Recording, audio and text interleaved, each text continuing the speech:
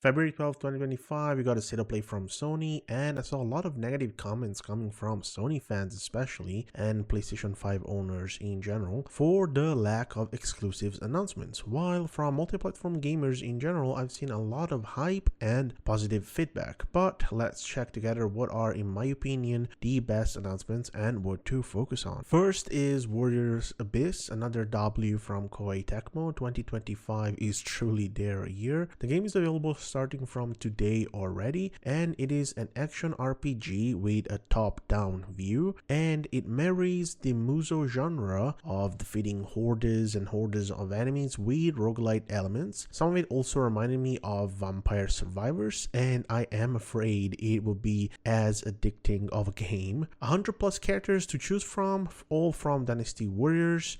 You can also summon them in battle to aid you, and if you buy the game before March 14th, 2025, you also get 5 exclusive costumes, and it is currently the game already in the top 20 of the Steam sales charts, which is not bad at all. And this also gives me the chance to talk about the next game, which is in top 10 already for pre-orders. It comes out in on May 30th, and that is Elden Ring Night Reign. We finally got a gameplay of the game, and it seems to be extremely promising and also a lot of fun for a co-op experience. I see people comparing it to Fortnite because it has an area of smoke that gets smaller and smaller, and because you kill enemies for loot, and that made me want to try bleach flavored ice cream and end it all. So that's all I'm gonna say about that comparison that was made. Next is a quick one. It's One Piece Pirate Warriors 4 getting a next-gen version of the game, plus a new DLC and probably more DLC to come afterwards. And I have no idea what Koei Tecmo is on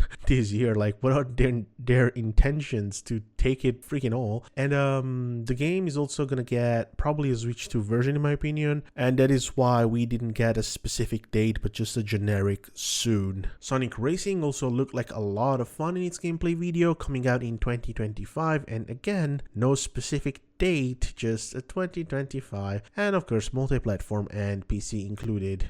Onimusha Way of the Sword looked super good. It came a bit out of nowhere for me. I was not following any news on it, and I truly loved how they portrayed the protagonist. And doing some research, this is famous and late Japanese actor Mifune Toshiro. Was liking makes Musashi very expressive and even hilarious at times with the goofy facial expressions he has. So I truly cannot wait to play this. This definitely looks like my jam, and again, a non-specified 2025 release date. Next is Tides of Annihilation, which looked absolutely incredible. It's a Chinese production, and these are looking more and more promising, and it has very flashy action combat and also a story that seems to be delving into the Arthurian legend, so might be a day one purchase for me. So for now, just enjoy the gameplay footage, and we will see more in the future because we just have a generic coming soon date. Next on the list is a quick one. Stellar Blade finally getting a PC version this June, with also a DLC, a Nikke focused DLC, which is another game from the same studio, Shift Up, and this will definitely be a day one for me, and also will mark the last PlayStation 5 exclusive that I wanted to see on PC, and probably one of the very few one left. Like, besides Demon's Souls Remake, nothing comes to mind. Maybe some PlayStation VR 2 games, and especially for the mod support this game will receive, I just cannot wait to try it day one with that Tifa mod. Let's fucking go. Metal Gear Solid Delta also got a release date, and again, confirmation that it is a multi-platform game. If you never played Metal Gear Solid before,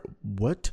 This is a good entry point anyways for you. You'll totally fall in love with the game, its lore, its world, its unique quirky gameplay, its crazy characters. So I cannot wait to eat snakes again. No, jokes aside, the game releases on August 28th. Last two games, and I saved the best for last, of course. First is Lost Soul Aside, coming out May 30th. This looked like a Final Fantasy meets Devil May Cry in all the best ways possible, and another incredible Chinese production. And if things keep up this way, soon we will be getting a big game from China every single month. month, and I'm all for it if they look and play this good. I cannot wait to put my hands on it, probably day one again for me. And lastly, another game that is coming in 2025, and again, another game that is probably going to be on Switch 2 also, and the reason why I say that is because they did not reveal the date yet, because I think it would have looked too suspicious to have some of these games released in such a short window, very close to what will be, in my opinion, the day one for Switch 2. Well, anyways, from Bandai Namco, finally after 8 years in the works, a new Digimon game, Digimon Story Time Stranger, which should follow Digimon Story Savage Luth, at least in Seoul, not just, as a direct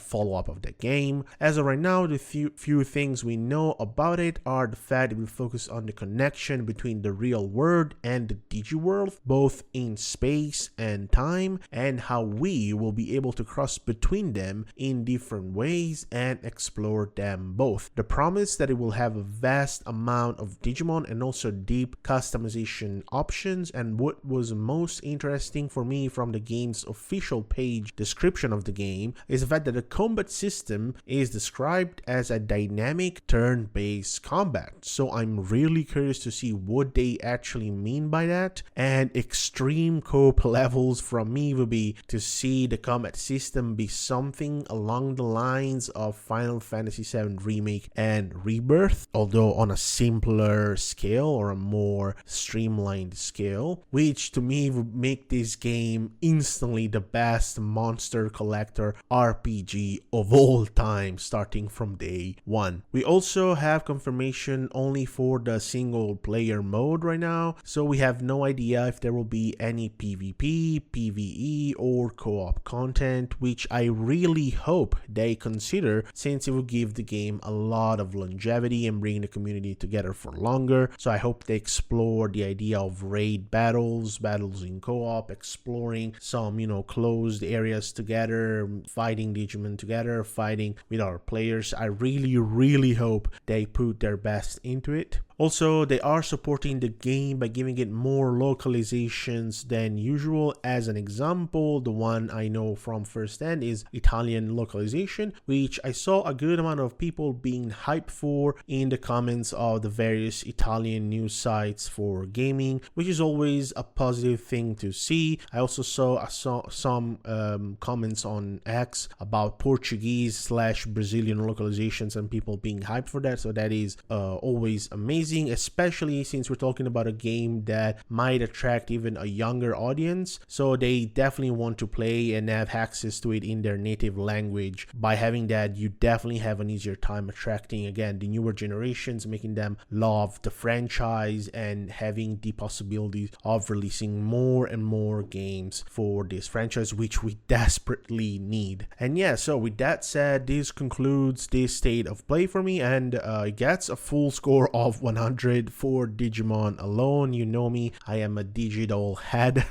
Everything else is a plus. There were a lot of cool extra additions anyways, like I'm not putting any other game down, it's just that, I am that much of a fan of Digimon. But what do you guys think? Do you share the hype, or do you have something to tell me, like some game I missed? Because there were other announcements, but since they were mostly just trailers, we saw no gameplay, or there were announcements for 2026, I just completely ignored them. And also another one I ignored is Borderlands 4, because I am completely tired of that franchise and I'm bothered by whatever they could ever release. So yeah, with that said, in the meantime, take care of yourselves, stay healthy, and bye bye. See you next time.